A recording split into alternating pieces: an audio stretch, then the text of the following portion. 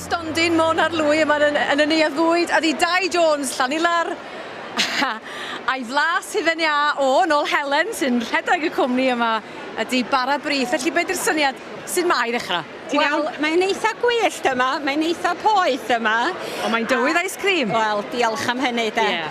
Mae'r haul yn gwenu yna ni. A mae yna sawl stondin Hufen Iâ yn y neuadd fwyd fel hynny. Wrth gwrs. Felly mae'n bwysig bod gynnon ni ryw thema bach bob blwyddyn i gynnig i'r genedl. A lenni, beth gynnon ni, di talu teyrnged i ser, ser Cymru lle. Ac wrth gwrs mae Dai Jones yn hen ffefryn i ni. I bawb, ac ydi mor braf i gael o yma efo ni ddoi a gechdoi hefyd. O, da iawn. Gobeithio bod o'n amlacio efo Hufen Iâ bach rhwng, dyna be fasa'n neis ynddo. A wedyn mae Bara Brith yn draddodiadol yn dydy, fath yma Dai yn byw y diwylliant. A pa flas well i roed anrhydedd iddo fo na Bara Brith. O'n i gweld bod chdi wedi dweud lemon i Geraint Thomas sydd yn mynd efo'r... Lemon G, ia, efo'r Cris Melyn. Efo'r Cris Melyn, ia.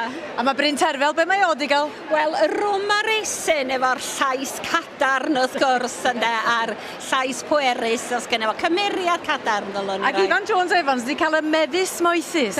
Wel, mae pawb yn gwenu pan mae'n clod i laiso, neu beth bynnag ganddo fe ddeud, mae'n gymeriad hoffus. Pa mor bwysig ydi bod yn fyma yn ei chanol i? Da chi'n dŵad o flwyddyn i flwyddyn. Mae'n amlwg i fod yn bwysig halen i chi. Wel, ydy, hon ydy'r ffena siops gynnon ni a deud y gwir. A wedyn mae yna neuadd fusnas uwch ben.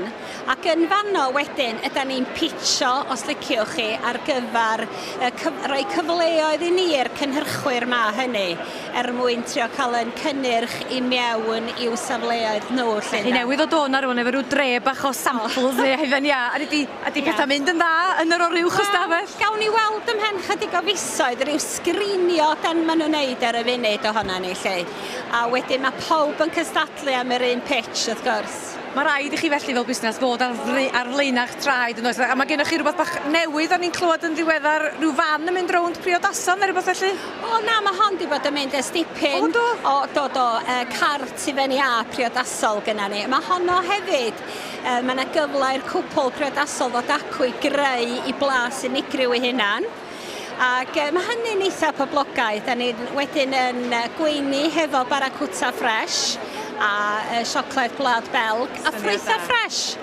Felly, yndi, mae hwnna rhyw twist bach neis i hynny. Ond nia, dwi ti'n di sôn am dy flas dy hun?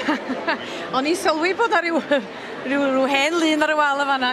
Da chi di rhoi vanilla a dilia mel, fel mae'n digwydd, hwnna di'r un dwi'n licio yma bob blwyddyn. O, da iawn! Reit, gen i adnabyddiaeth dda iawn o'na ti felly. Wel, clasur o gymeriad, hefo twist bach modern bob amser o ti. So gobeithio fydd hynny'n plisio.